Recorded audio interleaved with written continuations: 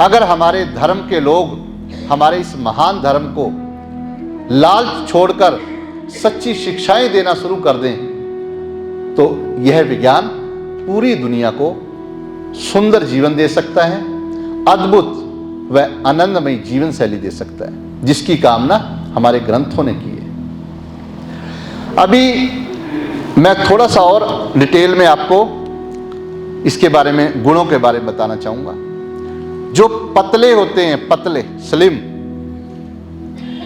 और एक्टिव, तेज, चुस्त, बातें ज्यादा करते हैं, टिकाऊ नहीं होते, टिक के नहीं बैठते, वो सब वात वाले होते हैं। अधिक बातें करना उन्हें पसंद होती है। कौन सा गुण है? वात गुण। वो खुद दुखी हो जाते हैं। क्यों? क्योंकि वो हमेशा सोचते रहते हैं मेरा ये हो जाए, मेरा ये हो जाए, मेरी कोठी बन जाए, मेरे बच्चे ये बन जाए, मेरा वो हो जाए, बहुत ज़्यादा सोचते हैं। तो वो उनको अवसाद में ले जाता है और कृष्ण जी महाराज कहते हैं उनको कर्म के साथ बांध देता है। हमने कल ये बात की थी। तो अपने आप को जब पता ही नहीं होगा कि मैं किस गुण में हूं, तो कैसे पता लगेगा कि हम रजोगुण में हैं? तो उसका उपाय कैसे करेंगे? उपाय जो है आज गौ कथा में आपको पूरा मिलने वाला है। तो पहले हम ये जाने कि पहचान तो लें कि मैं रजोगुण में हूं या नहीं हूं। तो रजोगुण वालों के हाथ हमेशा ठंडे होते हैं, कितनी भी गर्मी क्यों ना हो, उनको हाथ लगाओगे हाथ ठंडा मिलेगा। देखने में सुंदर, पर जब बात करोगे तो वो चिंता में होते हैं। उन्हीं को गठिया होता है। गठिया कोई रोग नहीं है। जब ज़्यादा सोचते हैं तो हमारे माइंड के जो तंतु हैं खींचते हैं और वो ऐसे खींच लेते हैं। जब ये रिलैक्स हो गए, खुश हो गए, तो वो ठीक हो जाएंगे। इसी प्रकार दूसरा गुण है तमोगुण। तमोगुण की क्या निशानी है? जो तमोगुण में होते हैं उनकी एक खासियत होती है, अच्छा गुण। भगवान ने कोई बुरा नहीं बनाया, लेकिन हम उसको बिगाड़ के बुरा कर लेते हैं। तमोगुण जो होता है वो गर्मी का प्रचायक है, जिसके अंदर गर्मी ज्यादा होगी तो उसके हाथ क्या होंगे? गर्म। स्वभाव कैसा होगा? दूसरों पे डोमिनेट करेगा, दूसरों को अपने नीचे काम करवाना सोचता है, पित्त वाला, पर बुद्धिजीवी होता है। उसकी एक विशेषता होती है, वो चालाक भी होता है, बिना काम किए पैसे कमा सकता है। लेकिन जो वात वाले होते हैं, जिनका पहले जिक्र किया, रजोगुण वाले, वो खुद काम करते हैं बहुत सारा। और सतोगुण वाले कैसे होते हैं? लापरवाह, वो परवाह नहीं करते, वो कुछ नहीं ज्यादा सोचते, कोई बिगड़ गया कोई परवाह नहीं है।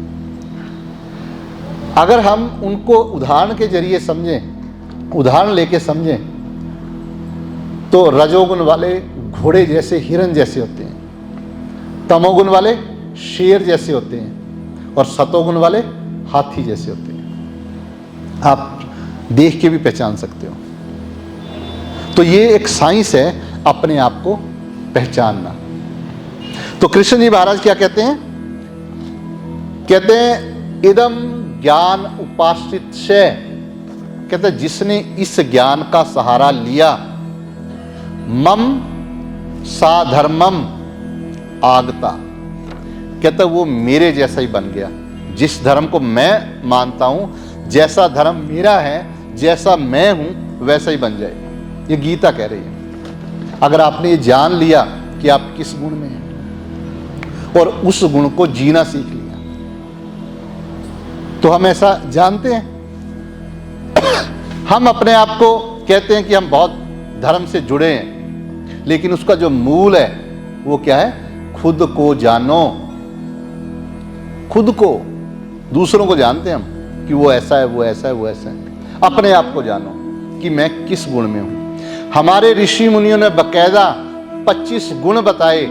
आपकी आंखें अगर ब्राउन है, आप वात में हो, रजोगुण में। अगर लाल है, तमोगुण में। अगर सफेद है तो सतोगुण में। ऐसे 25 गुण हैं। आपके बाल, आपका चेहरा। आयुर्वेद में ऐसे डायग्नोज नहीं करते कि आपका ब्लड दो और उसको रिपोर्ट आएगी। हम सारे अपने धर्मों का ज्ञान रखते हैं केवल और केवल पूजने के लिए, लेकिन जब बीमार होते हैं टेस्ट भेज देते हैं डायग्नोज कराने, लेकिन वो डायग्नोज कभी आपको ठीक नहीं कर सकता। ये बात सर्वमान्य है, पूरा संसार जानता है। किसी को शुगर हो गई, कौन सा ऐसा डॉक्टर है जो कहे कि ये परमानेंट ठीक हो जाएगा? केवल और केवल हमारा आयुर्वेद है, हमारी गीता है, जो आपको बिल्कुल स्वस्थ कर सकती है, लेकिन उस पर चलना पड़ेगा, आपको उसको समझना होगा।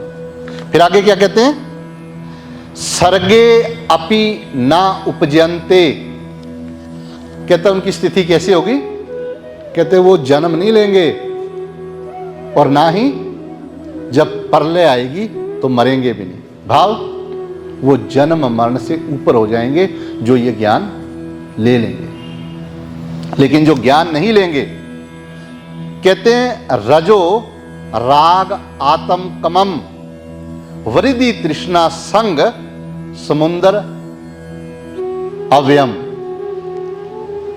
कहते हैं कि अगर आप रजोगुण में फंस जाओगे, आप राग के साथ बन जाओगे, तृष्णा के साथ बन जाओगे, और वो तृष्णा समुद्र के समान लहरें लेती है। सारा जीवन आप सब कुछ भी मिल जाए तो भी आप संतुष्ट नहीं होंगे और आप बार बार इंसान बन के आएंगे। ये दोबारा से ज्ञान दे रहे हैं श्री कृष्ण जी। कल हमने 10वें अध्याय की बात की, आज हम 14वें अध्याय की बात कर रहे हैं, इसमें भी वही समझा रहे हैं। फिर क्या कहते हैं,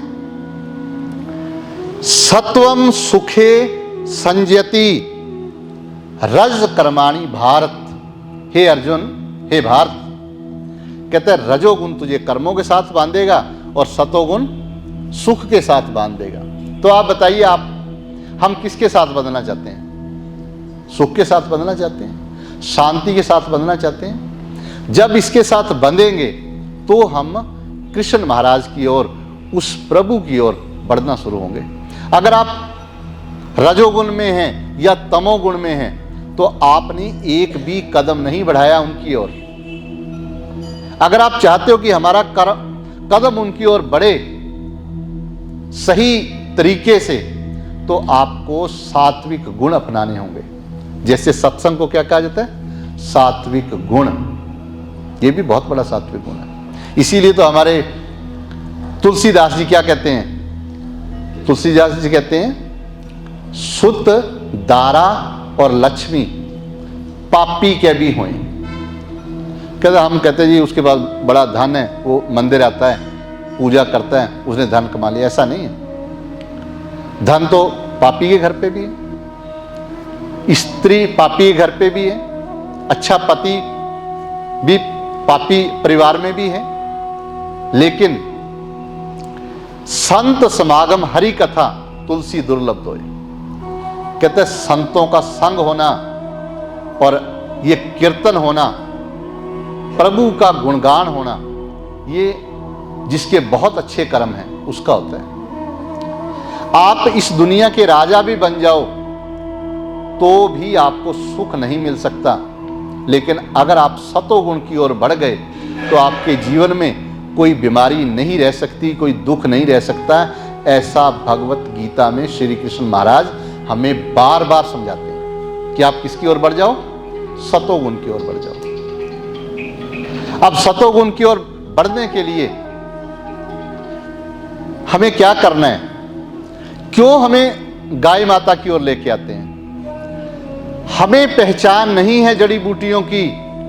हमारे धन्वंतरी महाराज हमें समझा के गए कि आप जड़ी बूटियों की पहचान कीजिए, लेकिन हम नहीं कर पा रहे हैं। अगर नहीं पहचान करते हैं तो बड़ा आसान सा तरीका है कि आप गाय माता को चरने भेज दीजिए। आप खुद लेके जाइए। गाय माता की सूंघने की ताकत इतनी ज्यादा है, जब आपको सूंघेगी, गाय माता को पता है कि आपके शरीर में कौन कौन से तत्वों की कमी है। तो जब वो जंगल में जाएगी, वही जो जड़ी बूटियां हैं सात्विक गुण में हैं, उनको चरेगी, और जब वो दूध आप पियोगे तो आपके सारे दुख दूर हो जाएंगे। लेकिन हम उन जड़ी बूटियों को नहीं जानते। हमने क्या किया? उन जड़ी बूटियों को खत्म कर दिया। पेस्टिसाइड वाले जो हमारे डॉक्टर हैं, उन्होंने क्या किया? सब पेस्टिसाइड डाल के जो हमारी जड़ी बूटियां थी, पवित्र जड़ी बूटियां जो हमें नया जीवन दे सकती थी, वो सब खत्म कर दी। एलोपैथ के डॉक्टरों ने, पाश्चात्य संस्कृति ने यहाँ पे हर किसी को डरा के रोज दवाई देना शुरू कर दिया, उसने हमारे शरीर खराब कर दिए और हमारे मन को रजोगुण और तमोगुण में डाल दिया। हम कहते हैं जी नशे बहुत बुरे हैं, लेकिन रोज दवाई लेना क्या है? नशा नहीं है? हमारे आयुर्वेद ने कहा कि सही दवाई कौन सी है? दवाई किसको कहा जाता है? कहते यज्रा व्याधि विध्वंसी। यज्रा किसे कहते हैं? बुढ़ापे को। व्याधि किसे कहते हैं? बीमारी को। यज्रा व्याधि विध्वंसी तदैव सायनम, कहता दवाई सिर्फ उसको मानो जो आपकी बीमारी को मार के आपको नौजवान बना दे, आपको ताकतवर बना दे। जो दवाई रोज खा खा के आप और बीमारियों की ओर और बुढ़ापे की ओर जा रहे हो, वो दवाई नहीं हो सकती। तो श्री कृष्ण महाराज ने आज के दिन, बहुत महत्वपूर्ण दिन है आज का दिन इतना महत्वपूर्ण है, यहां पे बहुत बड़े संदेश दिए श्री कृष्ण महाराज ने। क्या संदेश दिया? कि गोवर्धन की पूजा करें। हमने कल भी बात की कि इंद्र की पूजा नहीं करेंगे, गोवर्धन की करेंगे। क्यों कहा उन्होंने? उन्होंने कहा कि गोवर्धन पर जड़ी बूटियां हैं जो गाय माता खाती है। अगर आपको पहचानिए है तो गौ माता को चराइए। अगर आप खुद वो जड़ी बूटियां खाएंगे तो आप में भी सात्विक गुण बढ़ेगा। आप हमारे धर्म ग्रंथों में जितनी भी हमारी महापुरुषों की जीवनियां पढ़ते हैं, आप हनुमान जी को जानते हैं? दुनिया में सबसे ताकतवर कौन थे? हनुमान जी थे, नहीं हैं, चिरंजीवी हैं हनुमान जी। क्या खाते थे बताएगा कुछ? हनुमान जी अन्न नहीं ग्रहण करते थे, जड़ी बूटियां और फल खाते थे। केवल और केवल जड़ी बूटियां और फल खाते थे और उनकी सेहत कैसी थी? वज्र के समान। बजरंग बली तभी कहते हैं, वज्र के समान थे वो। लेकिन हम क्या खाते हैं? तामसिक भोजन, मैदा। तो हमारा मन और तन कैसा होगा? बलवान नहीं हो सकता। श्री कृष्ण जी महाराज ने अपने परिवार को कहा कि मैं केवल और केवल वृंदावन में रहना चाहता हूं। क्यों कहा? क्योंकि वृंदा का अर्थ है तुलसी, वनस्पति।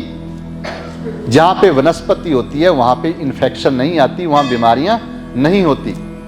लेकिन हम उस वृंदावन को भी, वहां से वृंदा को काटते चले जा रहे हैं, जड़ी बूटियों को काटते चले जा रहे हैं। जो उपदेश उन्होंने दिया कि हमें प्रकृति के साथ मिलकर रहना चाहिए, गुरु नानक देव महाराज ने वाणी के अंदर लिख दिया। क्या लिखा? पार जात गोपी ले आया, वृंदावन में रंग किया। पारजात, पारजात क्या होती है? पारिजात, जिसको हम कहते हैं एक ऐसी जड़ी बूटी जो सब बीमारियों का इलाज है।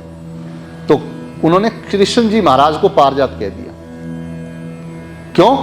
क्योंकि श्री कृष्ण महाराज जड़ी बूटियों से बहुत प्यार करते थे। उन्हें पता था कि सात्विक गुण में ही सब कुछ समाया हुआ है। हमने कल भी जिक्र किया कि 5 दिन की आयु थी कृष्ण महाराज की जब आपने गाय का दूध पीना शुरू किया, क्योंकि गाय जड़ी बूटियां सात्विक भोजन खाती है।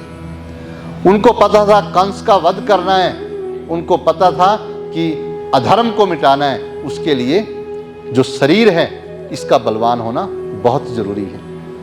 तभी तो हमारे धर्म ग्रंथों ने कहा, क्या कहा?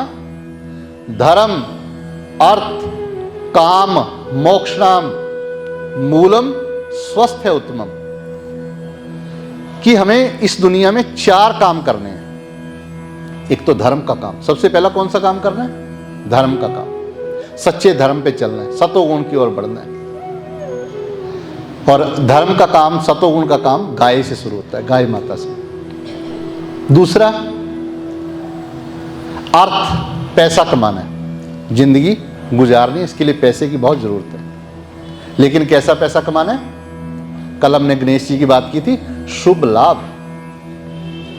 तीसरा धर्म अर्थ काम। काम का मतलब संसारिक काम, और जो हमें इस जीवन में संतान पैदा करनी है, परिवारों को बढ़ाना है, ये सारे काम के अंदर आते हैं। फिर क्या है?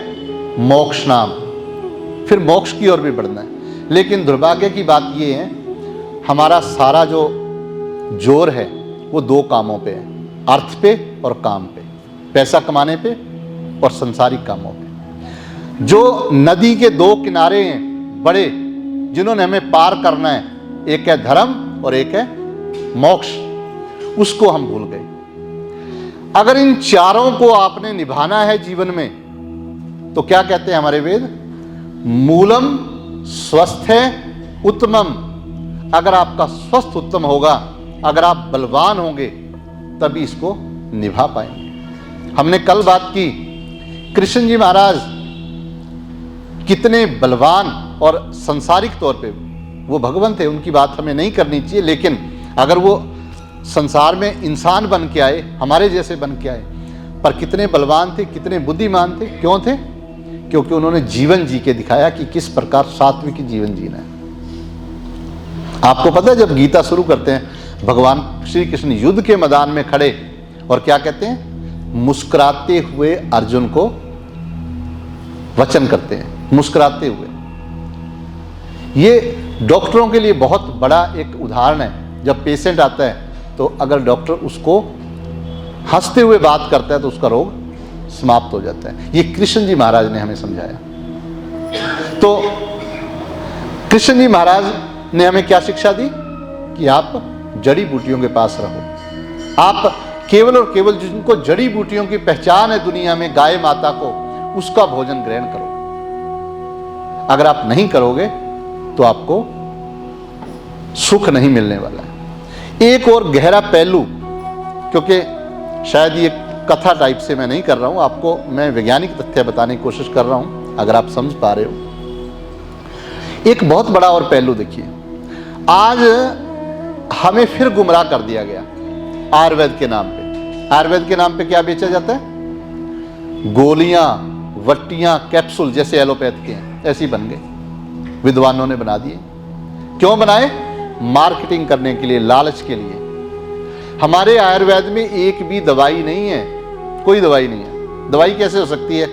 अगर शुगर रजोगुण वाले को है, वो सोचने से है। तमोगुण वाले को है, उसके लीवर में प्रॉब्लम है, पेनक्रियाज में प्रॉब्लम है। सतोगुण वाले को है, तो उसके चर्बी ज़्यादा हो गई है, मिट्टी पानी ज़्यादा हो गया। तो अलग अलग लोगों के लिए अलग अलग खान पान है। इसको क्या कहा जाता है? राजसी, तामसी, सात्विक, ये तीन भोजन है। तो हमें किस भोजन की ओर बढ़ना है? सात्विक की ओर। तो गाय माता कैसे सात्विक भोजन खाती है? जब हम गाय माता को चराएंगे तो वो ताजा भोजन खाएगी। ताजे भोजन को ही सात्विक कहा गया है, बासी भोजन को सात्विक नहीं कहा गया। तो मैं आपसे एक अनुरोध करना चाहूंगा, अपील करना चाहूंगा सबसे, आज जैसा माहौल है, हम गाय को चराने के लिए मजबूर है, नहीं ले जा सकते। देश की ऐसी व्यवस्था हो चुकी है कि गाय चारण की जितनी भी जगह थी, उन पे कब्जा हो चुका है। अगर हम ऐसा कोई कार्य करते हैं तो विद्रोह होता है, लड़ाई झगड़ा हो सकता है। हमें उन चीज़ों से दूर भी रहना है। हमें जो नियम है देश के, उनका पालन भी करना है, अच्छे नागरिक भी बनना है। तो क्या किया जाए? अगर आप शुद्ध हृदय से गाय माता को मानते हैं, तो आप गाय माता के लिए ताजी घास और ताजी जड़ी बूटियां दान करके आए गौशाला में। और मैं बहुत सारी गौशालाओं का भ्रमण करता रहता हूं। आपके बहुत ही समीप यहां पे गोचर गाय है। मनोज जी आपको उसका एड्रेस देंगे। बंसल जी यहां बैठे हैं। ऐसी गाय माता की कोई भी गौशाला आपको शायद शुद्ध रूप से देखने में, हो सकता है आपको भव्य और बड़ी मिल जाए, इतनी अच्छी गौशाला जहां पे पूरा सिद्धांतिक जो नियम है वो अपनाए जाते हैं, तो गोचर में है। आप वहां जाकर गाय माता की सेवा जरूर करें। ये बात मैंने क्यों कही कि ताजी जड़ी बूटियां? मैं नहीं कह रहा हूं, ये ग्रंथ कह रहे हैं। हमारे ग्रंथों में लिखा है 4 प्रकार से 5 प्रकार से दवाइयां तैयार होती हैं। कैसे? कहते हैं सवरस, कलक, श्रूत, शीत, फाट, कसायश्चेत की एक है। ताजी जड़ी बूटी पेड़ से ली, उसको निचोड़ा, मुंह में डाला तो भी वो पीसेगी तो उसका रस निकलेगा ना। ये सबसे उत्तम विधि है। दूसरा, उसको पीस लिया, उसका चटनी बना ली। तीसरा, उसके काढ़े बनाए उबाल उबाल के। जब हम ऐसा करेंगे तो उसके असल गुण रहेंगे या खत्म हो जाएंगे? खत्म हो जाएंगे ना। तो हम क्या करते हैं, उनको खत्म करके पीस पीस के गोलियां बना के, उनका असल गुण तो रहा ही नहीं। आप सब्जी ताजी खाते हो, बहुत पुरानी खाते हो, सब्जी के कैप्सूल बना के खाते हो, अपने फलों के कैप्सूल बना के खाते हो, ताजे खाते हो? ताजे खाते हैं ना। तो अगर आप कैप्सूल बना के और वटियां बना के खाओगे जड़ी बूटियां, तो उसका कैसे लाभ आएगा? इसलिए गाय माता चरती थी, जब वो चरती थी, ताजी जड़ी बूटियां खाती थी, वो सतो गुण की प्रकाष्ठा थी, उच्च गुण था। इसको हमारे चक्रपाणि ऋषि ने सिद्ध किया है। उन्होंने क्या कहा? यंत्र निष्पीड़िताद द्रव्याद रसै सवरस उच्यते। कहता दुनिया की सबसे उत्तम विधि है क्या करना? ताजी जड़ी बूटियों को ग्रहण करना। तो हम गाय माता के जितने भी उत्पाद हैं, कल हमने बात की थी घी की। घी से सर्वोत्तम दुनिया के अंदर कोई वस्तु नहीं है। गाय का दूध, दूध के बारे में कल मुझे बोल रहे थे गुप्ता जी कि आप और विस्तार से बताना। मैंने कल आपसे बात की कि गाय का दूध आज ऑस्ट्रेलिया, इंग्लैंड, कनाडा, जितने भी विकसित कंट्री हैं, उनमें सबसे ज़्यादा जो डिमांड है, सबसे लोकप्रिय है, वो गौ माता का दूध है। ये हमारे लिए गर्व का विषय नहीं है। तो एक बार इस पे तालियां बजानी चाहिए।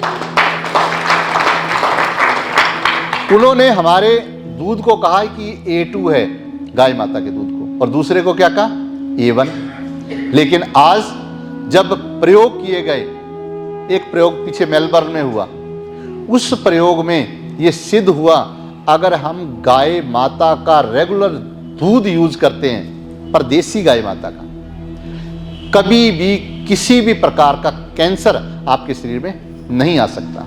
ये मैं जो रिसर्च की बात कर रहा हूं, कोई भी मुझे पूछ सकता है, ये रिसर्च हुई है। जो गाय माता का दूध पिएगा, उसको कभी भी जो गैस होती है बदहजमी, वो नहीं हो सकती। आप कहोगे जी ऐसे कैसे? आप जानते हैं ध्रुवा क्या होती है? ध्रुवा, दूब। जो दूब है, ये आयुर्वेद के यहाँ डॉक्टर अगर बैठे हैं, अगर उसका रस पियो आप, तो आपकी एसिडिटी तुरंत ठीक हो जाएगी। उसका रस मिलता है बाजार में और बिकता है बहुत महंगा, लेकिन हम ताज़ा रस नहीं लेते हैं। पर गाय माता उसका ताज़ा रस खाती है। जब खाती है, वो दूध हम पीते हैं, तो हमारे अंदर कभी भी एसिडिटी नहीं बनेगी। गाय माता का दूध जो है, उसके अंदर सिद्ध हुआ है, वैज्ञानिकों ने भी सिद्ध कर दिया है, लेकिन हमें वैज्ञानिकों की बात ज़्यादा मानने की ज़रूरत नहीं है, क्योंकि हमारे ऋषि मुनियों ने पहले से सिद्ध किया हुआ है कि इससे बड़ा कोई दूध हो ही नहीं सकता। आपको ये बात सब आप जानते हो कि किसी ने जाके किसी हमारे विद्वान को कहा कि दुनिया में सबसे अच्छा दूध किसका है? तो उन्होंने क्या कहा? भैंस का।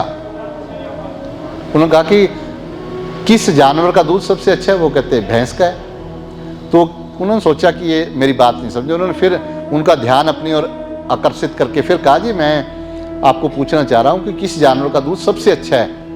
वो कहते भैंस का है, बहुत अच्छा दूध है। तो वो कहते नहीं, कहते जी मैं जानना चाहता हूँ, आप तो गाय की बड़ी वो करते हो, तो गाय माता का दूध नहीं है सबसे अच्छा? वो कहते कि गाय जानवर नहीं है, गाय माता है, गाय देवी है, और उसका जो दूध है वो दूध नहीं है, वो अमृत है। तो जिसको हमारे ऋषि मुनियों ने अमृत कहा, अभी हमने पढ़ा अमृतस्य नाभि, कि उसकी नाभि से जो निकलता है रस वो अमृत है। ये हमारे वेद कह रहे हैं, लेकिन हमें यकीन नहीं है।